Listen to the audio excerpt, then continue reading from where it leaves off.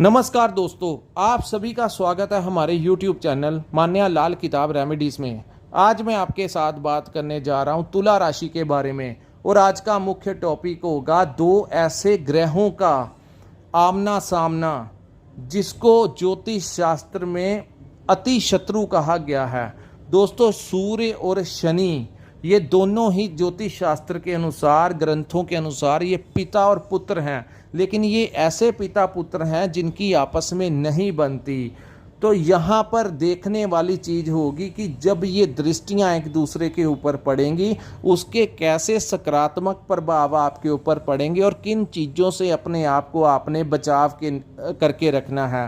क्योंकि दोस्तों, जो होने वाला है ये अकेला आपकी ही राशि में नहीं, अलग अलग राशियों में अलग अलग प्रभाव जो है वो देखने को मिलेगा, लेकिन हर राशि के अंदर ये युति आमने सामने होगी। और इस बार आप देखेंगे कि भारत की सियासत में भी सरकार कोई बड़ा फैसला लेगी, यानी कि सरकार, सूर्य जो होते हैं वो सरकार होती है, वो सरकारी भाव होता है, तो वहाँ पर जो अफेक्ट पड़ने वाला है शनि की दृष्टि उसके ऊपर होने से कोई बड़ा फैसला जो है सरकार लेगी और ये चीज़ें जो होंगी वो अंतर्राष्ट्रीय लेवल के ऊपर आपको देखने को मिलेगी। लेकिन अब हम बात करेंगे कि आपकी राशि के ऊपर इसका कैसा पॉजिटिव और नेगेटिव इफेक्ट रहेगा और किन चीज़ों से अपने, कौन से रास्ते आपके लिए अच्छे रहेंगे और किन से आपने अपना बचाव करके निकलना है। सो दोस्तों, शुरू करते हैं। इससे पहले मैं आपको बता दूं कि सूर्य देव जो हैं वो 16 अगस्त को कर्क राशि को छोड़कर अपनी राशि सिंह राशि में प्रवेश कर जाएंगे। ये बड़ी उत्तम बात है दोस्तों कि ये सबसे बड़ा सकारात्मक असर होगा, क्योंकि एक तो आपके सूर्य देव अपने ही भाव में चले जाएंगे और दूसरी बात सूर्य देव लाभ भाव में चले जाएंगे आपके। तो ये यहाँ पर ये थोड़ा पॉजिटिविटी जो है वो ज़्यादा बढ़ने के चांसेस हैं। अगर सूर्य देव खराब भाव में होते तो वहाँ पर जो रिजल्ट था वो ज़्यादा नकारात्मक हो जाता, लेकिन अब वो आपके लाभ भाव में बैठे हैं। और सूर्य एक ऐसे ग्रह हैं दोस्तों जिनको ग्रहों का राजा ऐसे ही नहीं कहा जाता। जौन सा मर्जी ग्रह उनके आमने सामने आ जाए, उनके साथ में युति बना ले, सूर्य अपना प्रभाव देकर ही रहते हैं, किसी की चलने ही नहीं देते। इतना तेज प्रभाव होता है सूर्य देव का। सो दोस्तों, सूर्य देव 16 अगस्त से लेकर 15 सितंबर 2024 तक सिंह राशि में रहेंगे और तुला राशि के जातकों के लाभ भाव में विराजमान रहेंगे, एकादश भाव में।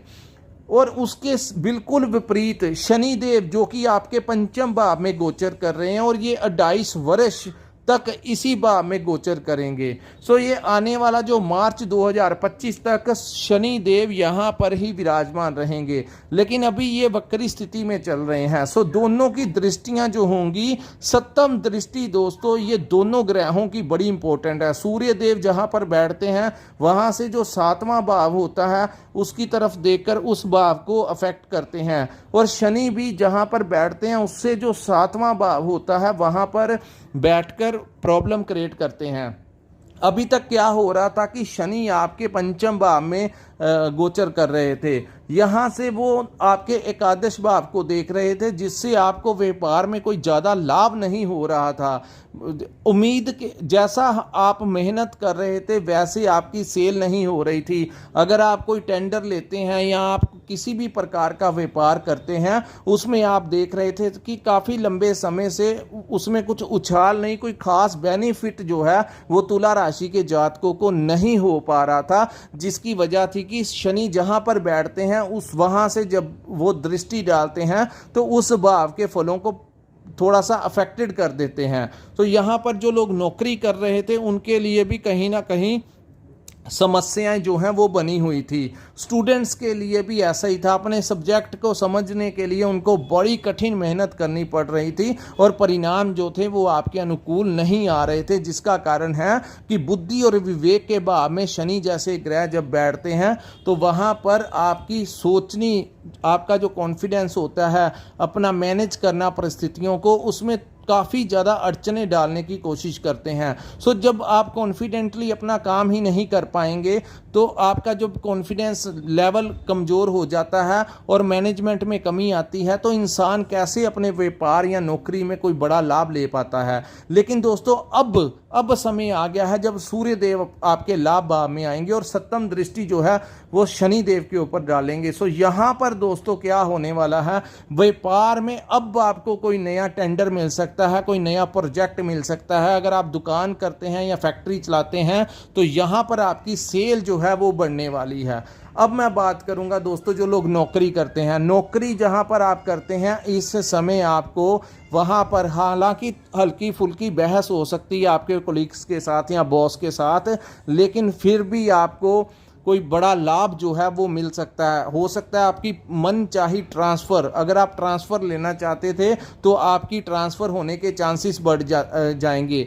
और दूसरी तरफ आपका अगर प्रमोशन काफ़ी लंबे समय से अटका हुआ था तो इस समय आपका प्रमोशन हो सकता है। और ये ज़्यादा बेनिफिट उन लोगों के लिए होगा जो लोग अपने जन्म स्थान में नहीं रहते और किसी अन्य स्थान में रहते हैं, जन्म स्थान से दूर रहते हैं। दोस्तों जन्म स्थान से दूर का मतलब होता है जहां का हवा पानी चेंज हो जाए, जहां का टेम्परेचर चेंज हो जाए, जहां लोगों की लैंग्वेज जो बोली है वो चेंज हो जाए। ये नहीं कि हम एक शहर में रहते हैं और उसके दूसरे शहर में चले गए, 50 किलोमीटर की दूरी पे चले गए तो हमारा जन्म स्थान चेंज हो गया।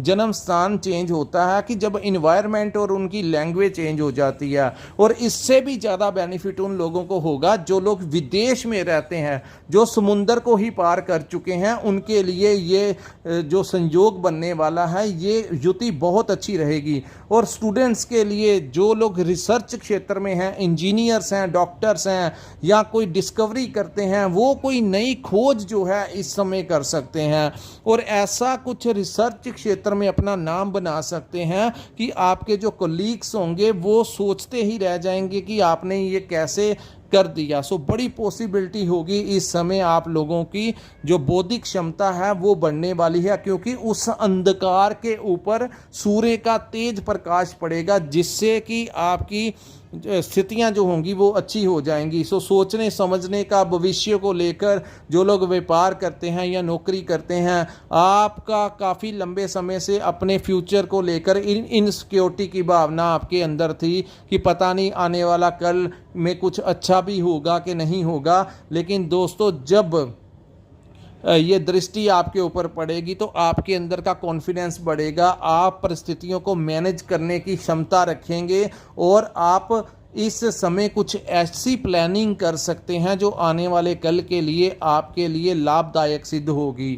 सो दोस्तों हर बार ये युति जो है वो खराब नहीं होती, खराब इसलिए होती अगर वो किसी नीच भाव में दोनों ग्रह बैठे होते। लेकिन शनि देव कुंभ राशि में चल रहे हैं, अपने ही घर में चल रहे हैं, और सूर्य देव जो है वो सिंह में चले गए हैं, जिसके कारण काफ़ी हद तक इस युति का आपके ऊपर सकारात्मक प्रभाव होगा। यहाँ पर मैं आपको एक बात बताऊंगा दोस्तों, यहाँ पर आप अगर ड्रिंक या नॉनवेज यूज़ करेंगे तो उसका बहुत बुरा प्रभाव जो है वो आपकी संतान के ऊपर पड़ेगा। तो इस समय खास करके जो लोग इस पूरे समय तक 15 सितंबर 2024 तक आपने नॉन वेजिटेरियन अगर आप खाते हैं तो उसको छोड़ दीजिए। अगर आप शराब वगैरह पीते हैं तो आप इन चीज़ों से जितना दूर रहेंगे उतना ही आपके भविष्य के लिए फ़ायदा होगा। सो कम से कम 1 महीना आपको इस चीज़ का परहेज रखने से ही लाभ मिलने की संभावनाएं हैं। और अगर आपने गलती से भी इस समय किया तो उसका बहुत बुरा प्रभाव जो है वो आपकी संतान के ऊपर पड़ेगा। वहीं दोस्तों जिन इस समय संतान से संबंधित जो आपको प्रॉब्लम्स आ रही थी, कष्ट आ रहे थे, उनमें भी आपको कोई बड़ी राहत मिलने वाली है, क्योंकि यहाँ पर वो सूर्यदेव जो दृष्टि डालेंगे शनि के ऊपर। पिता एक ऐसी हिम्मत, सूर्य एक ऐसे ग्रह हैं जो इतने बली हैं कि वो अपने, चाहे उनकी आपस में नहीं बनती लेकिन कहीं ना कहीं वो शनि देव की नहीं चलने देंगे, सूर्य अपनी ही चलाकर ही रहेंगे। सो दोस्तों ये था आपके जो लिए जो अच्छा समय है किस तरीके से आएगा और आपने किस तरीके से इन परिस्थितियों को मैनेज करते हुए अपनी ज़िंदगी में जो रुके हुए काम थे उनसे आपने कैसे फ़ायदा लेना है। अपने भाग्य से आप अपनी मेहनत कीजिए। अब समय जो है वो काफ़ी हद तक ये महीना आपका फेवर करेगा।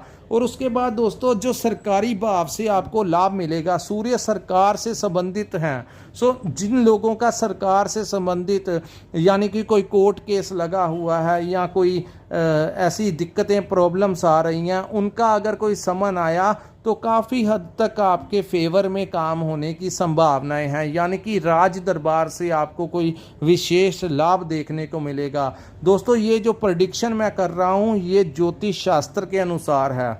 जो जिनकी कुंडली में सूर्य उच्च के हैं या शनि उच्च के हैं उनके लिए तो बहुत अच्छा समय रहेगा। लेकिन जहां पर शनि ज़्यादा खराब हुए या सूर्य की स्थिति ज़्यादा खराब हुई, उनको थोड़ा सा अपने संतान से संबंधित दिक्कतों का सामना करना पड़ सकता है और वहीं राज दरबार से भी कोई ना कोई उनको प्रॉब्लम क्रिएट हो सकती है। ये चीज़ें जो हैं ये आपकी जन्म कुंडली में बर्थ चार्ट में आपके ऊपर किस ग्रह की दशा चल रही है, किसकी महादशा अंतरदशा आपके ऊपर चल रही है, ये चीज़ें सबसे ज़्यादा मायने रखती हैं। दोस्तों ये प्रेडिक्शन जो मैं कर रहा हूँ, अब मैं आपको बताऊँगा कि आपने सावधानियाँ किस प्रकार रखनी हैं। इस समय आपने थोड़ा सा अपने हेल्थ के ऊपर ध्यान देना है और सबसे बड़ी बात क्रोध नहीं करना। यहाँ पर क्रोध आने की बड़ी संभावनाएं दिखेंगी और क्रोध नहीं करना और क्रोध में आकर अपने पिता के साथ किसी भी अपशब्दों का इस्तेमाल नहीं करना, अन्यथा सूर्य आपको बुरा परिणाम देंगे क्योंकि सूर्य पिता के कारक हैं। और रही बात आपके संतान की, तो दोस्तों इस समय आपने अपने बच्चों के साथ, अगर आप तुला राशि के हों और अपने संतान के संबंधित भी आपको कोई वो प्रॉब्लम क्रिएट हो सकती है, कोई विवाद की स्थितियां पैदा हो सकती हैं अगर आपकी कुंडली में शनि की अवस्था खराब है। आपने अगर छोटी मोटी बात होती है, अपनी पारिवारिक शांति को बनाए रखने के लिए इन चीज़ों को आपको इग्नोर करना पड़ेगा। और पिता और पुत्र की, क्योंकि ये दोनों ही एक दूसरे के एंटी हैं, तो ऐसा असर भी ये दिखाएंगे। हालांकि सक्सेस देंगे वो बात एक तरफ गई, अगर आप उस तरफ फोकस देंगे तो आगे बढ़िए, अपनी ज़िंदगी जिए और अपने बेनिफिट लीजिए इस समय का। लेकिन अगर आपने नहीं लेने तो ज़्यादा इन्वॉल्वमेंट करना जो अगर आप करेंगे, अपने पिता के साथ अनबन करेंगे, उनके साथ बहस, छोटी छोटी बातों के लिए अपनी संतान को डांटेंगे, फिटकारेंगे, या वहाँ से फिर आपको ऐसा तनाव का माहौल होगा जो आपको आपकी पॉजिटिविटी को भी नेगेटिविटी में बदल देगा। ये सारा चीज़ें आपके हाथ में होंगी कि आपने कैसा इस समय। दोस्तों थोड़ा सा आप लोगों को क्रोध को कंट्रोल करना होगा और दूसरी तरफ अपनी हेल्थ के प्रति थोड़ा सा आप लोगों को अवेयर रहने की ज़रूरत है। यहाँ पर आप लोगों को क्या करना चाहिए, डेली रूटीन में या सैर करनी शुरू कीजिए या योगा का सहारा लीजिए, मेडिटेशन कीजिए। आप अपनी एज के अकॉर्डिंगली आप डेली मॉर्निंग वॉक पे चले जाइए, कुछ ना कुछ टाइम दीजिए दोस्तों, क्योंकि हेल्थ इज़ वेल्थ। अगर आप सेहत आपकी तंदुरुस्त रहेगी तो आप ज़िंदगी में पैसा भी कमा लेंगे और सब कुछ कर लेंगे। लेकिन अगर आपने अपनी सेहत की तरफ ध्यान ही ना दिया तो वो आप कितनी देर तक इन चीज़ों से संघर्ष करते रहेंगे। हेल्थ के प्रति आप लोगों को हमेशा 24 घंटे में से आधा या 1 घंटा डेली रूटीन में निकाल कर कुछ ना कुछ एक्सरसाइज करने की सलाह दी जाती है। ये आपके लिए भी अच्छा है और आपके परिवार के लिए भी अच्छा है, क्योंकि काफ़ी हद तक जिम्मेवारियां आपके ऊपर होती हैं और आपका परिवार आपकी मेहनत से ही आपका गुजारा चल रहा होता है। जो मिडिल क्लास लोग होते हैं उनके लिए ये बात समझने वाली है कि अपनी हेल्थ को भी उतना ही इम्पोर्टेंस दीजिए जितना आप पैसे को देते हैं या अन्य चीज़ों को देते हैं। दोस्तों ये था तुला राशि वालों के लिए 16 अगस्त से लेकर 15 सितंबर 2024 क्या इन दोनों ग्रहों की, सूर्य और शनि की जो दृष्टियां होंगी, ये आपके लिए कैसी रहेंगी और कैसे आपने इसका फ़ायदा लेना है और कैसे आपने कुछ परिस्थितियों को इग्नोर करके चलना है।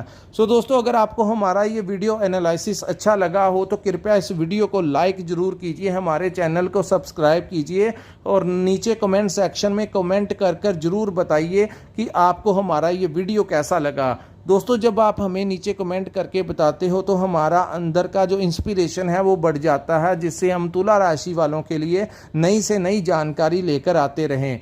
और अगर आपके पास आपकी जन्म कुंडली है या आपका डेट ऑफ बर्थ और टाइम है, फिर ही आप हमारे साथ संपर्क करिए। अगर आपने अपनी कुंडली का पूर्ण विश्लेषण करवाना होगा कि आपका जन्म हुआ था तो ग्रहों की कैसी स्थितियां थी, किन नक्षत्रों में आपका जन्म हुआ है और किन नक्षत्रों में आपके ग्रह उस समय बैठे हुए थे, किस ग्रह की दशा महादशा चल रही है। सो इन सभी चीज़ों को जानने के लिए, अपने करियर के लिए, अपनी सक्सेस के लिए आप हमारे साथ संपर्क कीजिए। ईश्वर ने जो ज्ञान हमें दिया है, हम जितना हो सकेगा आपका मार्गदर्शन करेंगे और आपको बताएंगे कि कौन से रास्ते आपके लिए उचित रहेंगे। सो दोस्तों, अगर आपने संपर्क करना होगा, स्क्रीन के ऊपर हमारा एक नंबर शो हो रहा है, वहां पर आप हमारे साथ संपर्क करके अपनी कुंडली का पूर्ण विश्लेषण करवा सकते हैं। इसी के साथ दोस्तों इस वीडियो को हम विराम लगाते हैं। नमस्कार, जय माता दी।